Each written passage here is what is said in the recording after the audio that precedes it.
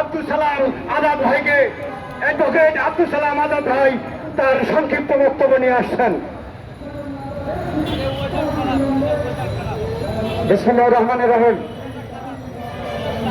দেশ বাঁচাও মানুষ বাঁচাও আয়োজিত আজকে এই সভার সংগ্রামী সভাপতি জনাব রফিকুল ইসলাম রেতন উপস্থিত আছেন। আমাদের গণ অধিকার পরিষদের সংগ্রামী সভাপতি, বারবার কারণ নির্যাতিত নেতা, ডাকসুর সাবেক ভিপি জনাব নুরুল হক নুরু, জাতীয় পার্টির সম্মানিত মহাসচিব, সদ্য কারামুক্ত নেতা হাসান হাবিব লিখন, আমাদের কাজী আবু তাহের,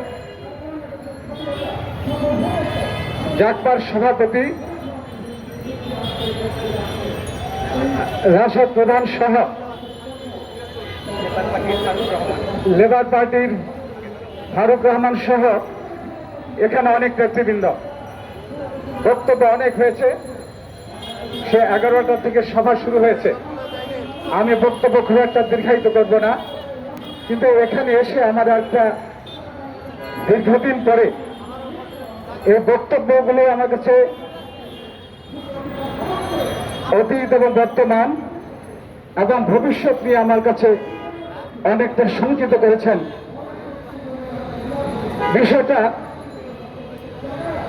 দেশটা যেন এখন এই বক্তব্যের মধ্যেও বিভিন্নভাবে দেখলাম দেশের যেন স্বাধীনতা নাই, দেশটা যেন ভারতের অন্তর্গত হয়ে গিয়েছে।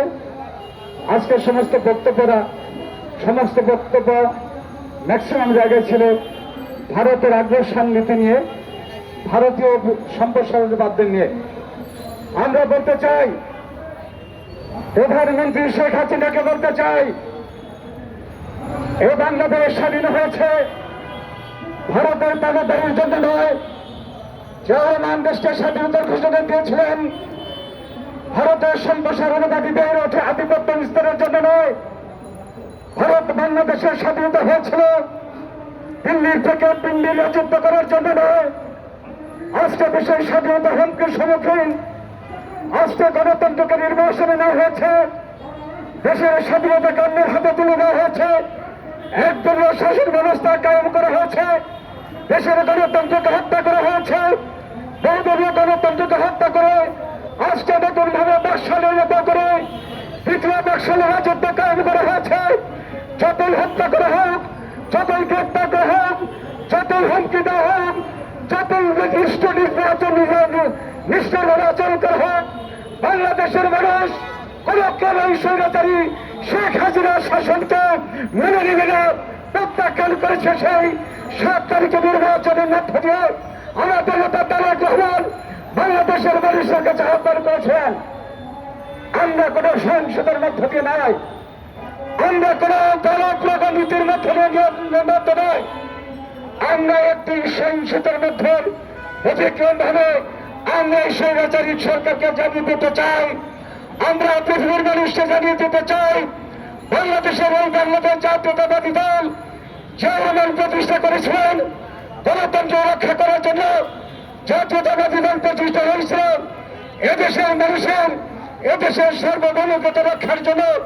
সেই জাতীয়তাবাদী দলের মধ্য দিয়ে আমরা সেই সাথে নির্বাচনের পূর্বে তারেক রহমান ঘোষণা করেছিলেন, নির্বাচনের মধ্য দিয়ে আমরা এই সরকারকে জানিয়ে দিতে চাই, পৃথিবীর মানুষকে জানিয়ে দিতে চাই, আগামী যে নির্বাচন হবে নির্বাচনের মধ্য দিয়ে জাতি প্রত্যাখ্যান করবে।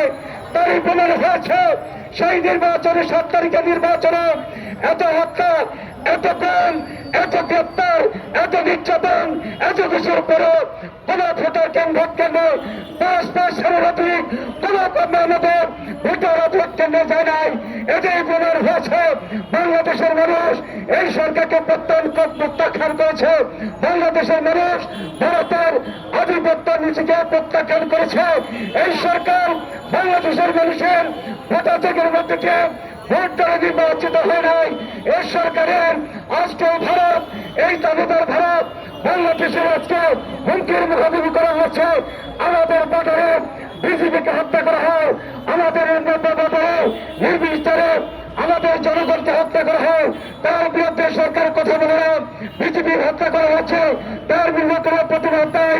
আজকে আমাদের ঐক্যবদ্ধ হতে হবে, দেশকে বাঁচাতে হবে, দেশের গণতন্ত্রকে রক্ষা করতে হবে, দেশের সার্বভৌমত্বকে রক্ষা করতে হবে।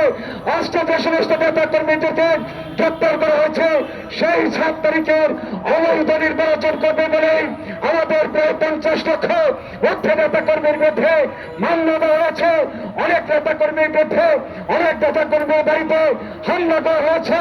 পুত্রকে পাওয়া যায় নাই, সন্তানকে গ্রেপ্তার করেছে, ছেলেকে পাওয়া যায় নাই, পিতাকে গ্রেপ্তার করেছে। যেমন শেখ মুজিবের সময় সেই এমনভাবে শেখ মুজিব বাংলাদেশটা একটি অগণতান্ত্রিক রাষ্ট্র ব্যবস্থা কায়েম করে প্রায় 40,000 মায়ের মুখ খালি করেছিলেন, অনেক নেতা কর্মীকে গ্রেপ্তার হত্যা করেছিলেন, কংগ্রেস শিক্ষককে প্রস্তাব দিয়ে তাকে হত্যা করেছিলেন।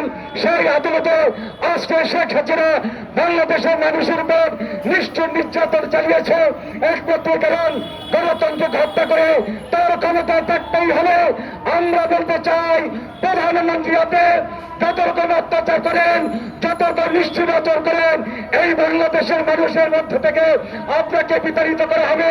গণতন্ত্রকে রক্ষা করতে হবে, গণতন্ত্রের মধ্যে দিয়ে এ গণতন্ত্র প্রতিষ্ঠা হবে। সেই রাষ্ট্রপতি জিয়াউর রহমানের নেতৃত্বে যে দল প্রতিষ্ঠিত হবে। আপনাদের ধারণা ছিল বেগম খালেদা জিয়াকে যদি গ্রেপ্তার করে গ্রেপ্তার করে তাকে সাজা দিলে এই দল ধ্বংস হয়ে যাবে।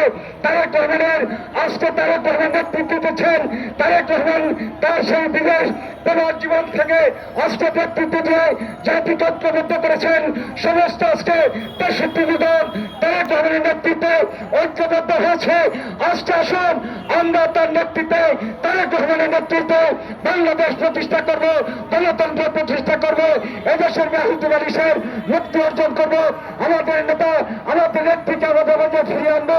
আমাদের মহাসচিব মির্জা আব্বাস, আমির খসরু মাহমুদ সহ সমস্ত নেতৃবৃন্দকে আমরা উদ্ধার করবো। আপনাদের সবাইকে ধন্যবাদ।